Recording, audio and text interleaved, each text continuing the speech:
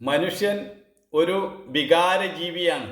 എന്നാൽ മനുഷ്യൻ വിചാരജീവി കൂടിയാണ്. അതുകൊണ്ട് തന്നെ വികാരത്തെ വിചാരം കൊണ്ട് നിയന്ത്രിച്ച് നിർത്തുവാൻ മനുഷ്യന് കഴിയണം.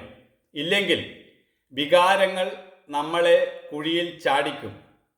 വികാരം എന്നത് ജീവിക്കുന്നതിൻ്റെ പ്രതീകമാണ്.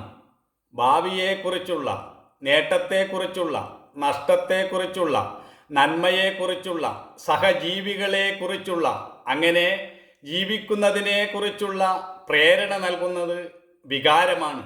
മനുഷ്യൻ സമുദായ ജീവിയാണ്. അവൻ്റെ ജീവിതത്തിൽ രണ്ട് അവസ്ഥകളുണ്ട്. ഒന്ന് സ്വകാര്യ ജീവിതം, രണ്ടാമത്തേത് സാമൂഹിക ജീവിതം.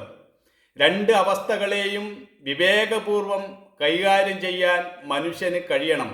എങ്കിലേ വ്യക്തിജീവിതത്തിലും സാമൂഹിക ജീവിതത്തിലും സാമ്പത്തിക ജീവിതത്തിലുമെല്ലാം നമുക്ക് ഒരു താളലയം നിലനിർത്തുവാൻ കഴിയുകയുള്ളൂ.